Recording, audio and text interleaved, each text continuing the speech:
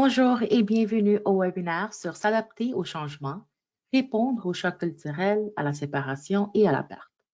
Ce webinaire a été développé par les programmes bilingues de l'Ontario C'est chez moi et Étudiants internationaux se connectent en collaboration avec les services de santé familiale et mentale de Costi. Je m'appelle Nawara et je vais vous guider à travers cette présentation aujourd'hui. Voici les sujets que nous allons couvrir aujourd'hui. Comprendre le choc culturel, les indicateurs de choc culturel, les 5 étapes du choc culturel et finalement, nous allons voir comment faire face au choc culturel. Donc, commençons. Donc, il est nécessaire de comprendre c'est quoi le choc culturel. Le choc culturel est le sentiment de désorientation ressenti par toute personne entourée d'une culture, d'un mode de vie ou d'un ensemble d'attitudes inconnues. Cela peut avoir lieu chaque fois que vous passez d'une culture familière à une culture que vous ne connaissiez pas. Bien qu'il existe des moyens de le minimiser en essayant de vous préparer à quoi vous serez confronté dans de nouvelles cultures, il est probable que vous ressentirez encore un certain malaise en vous habituant à un nouvel endroit. Cela ne veut pas dire que quelque chose ne va pas chez vous. Il est tout à fait naturel d'avoir besoin de temps pour traiter de nouvelles choses.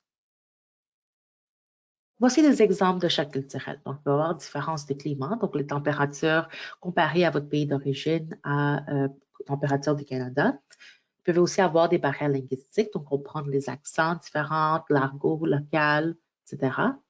Aussi le transport en commun dans un nouveau lieu. Les codes vestimentaires, donc se couvrir et venir dans un pays où la nudité est acceptée. Célébrer un festival ou une culture locale. Donc, les festivals peuvent être différents des festivals que vous célébrez chez vous. Explorer la cuisine, donc les aliments qui sont inconnus, les normes de pourboire aussi. Unité de mesure, donc ça se peut que vous utilisez Celsius contre le Fahrenheit ou impérial contre le métrique, etc. Donc, quels sont les indicateurs de choc culturel? Les indicateurs de choc culturel peuvent être le mal du pays et manquer la façon dont les choses sont faites à la maison. Passer beaucoup de temps seul pour éviter le contact avec la culture et les gens locaux. Ça peut avoir la dépression ou sommeil excessif. Perpétuer les stéréotypes du peuple, de la culture, etc. Critiquer la culture et les façons de faire locales. Être irrité par de petits revers ou des différences. Manger ou boire trop peu ou beaucoup trop.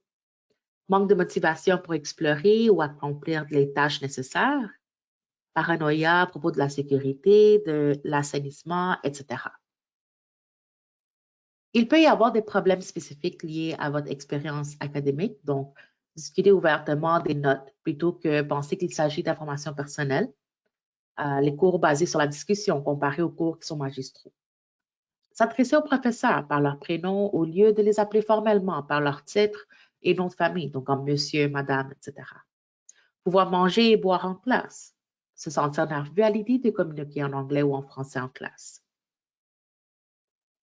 Donc, il y a 5 étapes de choc culturel. Donc, la première étape, c'est l'étape lune de miel.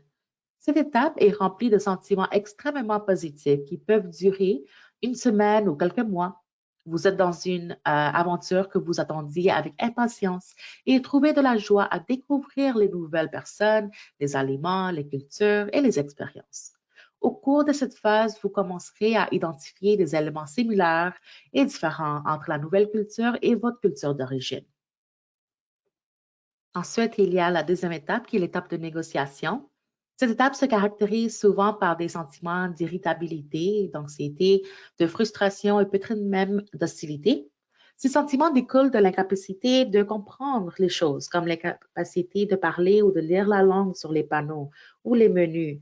Ils peuvent également être reconnus lorsque quelque chose de petit vous fait réagir de manière excessive, comme avec la colère ou des larmes, par exemple en égarant vos chaussures ou en renversant un verre. Ensuite, la troisième étape, qui est l'étape d'ajustement. La routine commencera à s'installer, la vie sera même un peu chahutée. Vous commencerez à accepter les différentes manières de faire les choses et à trouver des moyens de vous adapter à la culture locale pour vous sentir plus à l'aise et en confiance. Cette étape commence généralement lorsque vous commencez à vous familiariser avec la culture locale. des aliments et de la langue aux coutumes traditionnelles. Vous vous êtes peut-être fait de nouveaux amis et où vous avez commencé à comprendre comment les choses sont faites ici. Ensuite, il y a la quatrième étape, qui est l'étape de l'adaptation. Ceci est parfois également connu sous le nom de l'étape biculturelle, lorsque vous commencez à vous adapter et à accepter la nouvelle culture comme la vôtre. C'est l'étape à laquelle vous trouverez l'acceptation de votre nouvel environnement. Vous commencez à vous sentir à votre place et à vraiment comprendre et apprécier la culture dont vous faites maintenant partie.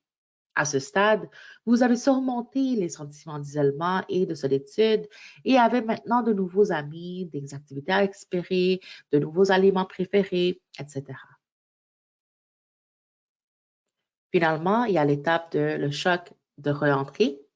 Parfois, choc culturel inversé, réintégrer sa propre culture peut être un choc en soi. Donc, après s'être habitué à la façon dont les choses sont faites au Canada, il peut être soudainement difficile de s'adapter à la vie que vous avez toujours menée et à la façon dont les choses sont faites à la maison. Donc, disons que vous êtes ici au Canada pendant plusieurs années, vous êtes habitué à ce point à comment que les choses se fonctionnent et se déroulent au Canada et que vous retournez pour visiter votre pays d'origine.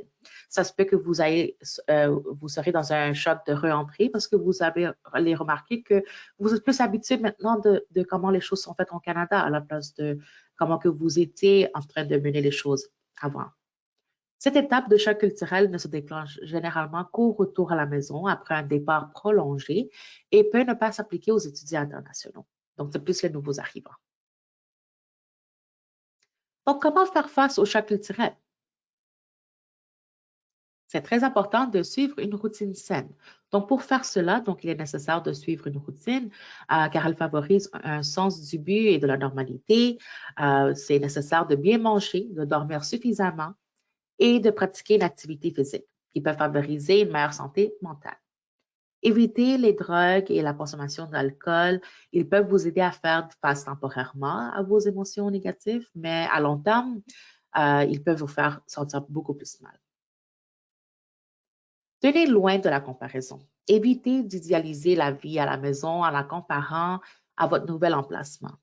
Essayez de tirer le meilleur parti de votre nouvelle maison et essayez de garder l'esprit ouvert. Continuez à communiquer et apprenez à connaître les locaux autant que possible, même si vous avez envie de vous retirer. Concentrez-vous sur le positif, donc pratiquez la gratitude et concentrez-vous sur les aspects positifs de votre vie. Pourquoi vous avez commencé le voyage pour commencer? Donc, pourquoi vous êtes venu au Canada? Trouvez-vous un projet comme apprendre à préparer un plat local, un aliment local pour vous occuper et apprendre quelque chose de nouveau. Soyez réaliste avec vos attentes. Il est nécessaire de comprendre vos attentes académiques et tu réduiras votre anxiété au sujet du travail scolaire. Non seulement vous vous adaptez à un nouveau pays, mais vous apprenez peut-être également à gérer un système universitaire qui est différent du système dans votre pays d'origine. Planifiez des entretiens avec vos professeurs, votre conseiller et vos camarades de classe sur ce qui est attendu dans votre établissement. Contactez les services aux étudiants internationaux sur les campus. Ensuite, apprenez-vous à vous relaxer. C'est très, très important.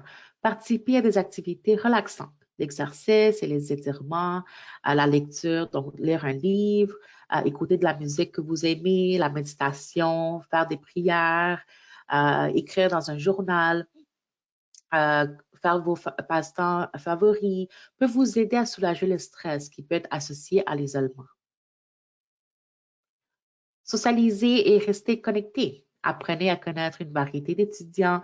Il est souvent plus facile de socialiser avec d'autres étudiants internationaux car ils partagent votre point de vue, mais contactez également les étudiants canadiens aussi.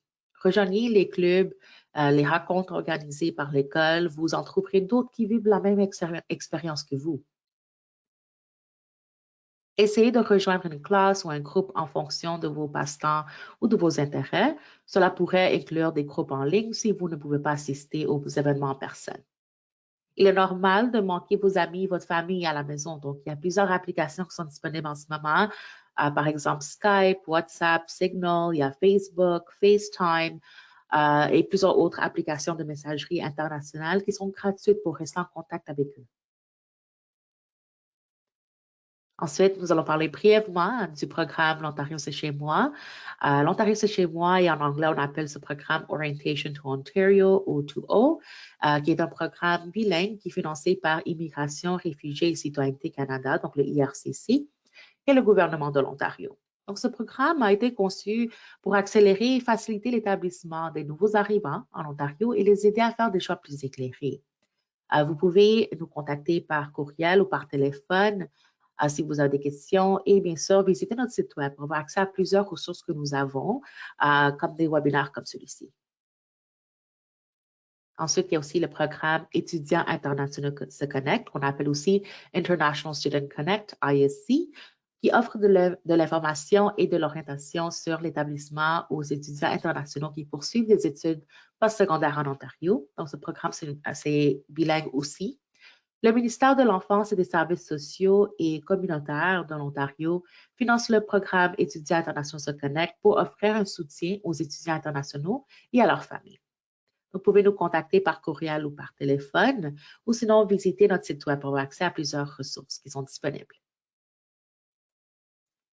COSSI Immigrant Services, c'est une agence multiculturelle communautaire avec 18 emplacements à Toronto, la région de Peel et la région de York. COSSI fournit des services dans plus de 60 langues. L'année dernière, plus de 40 000 personnes, nouveaux arrivants et réfugiés, ont reçu de l'aide dans la région du Grand Toronto. COSSI Immigrant Services gère aussi les programmes de l'Ontario, c'est chez moi et Étudiants internationaux se connectent. Vous pouvez visiter le site web de COSSI pour voir tous les services qui sont offerts. Nous sommes reconnaissants des services de santé familiale et mentale de COSSI qui nous ont aidés à développer ce webinaire et plusieurs autres webinaires sur la santé mentale.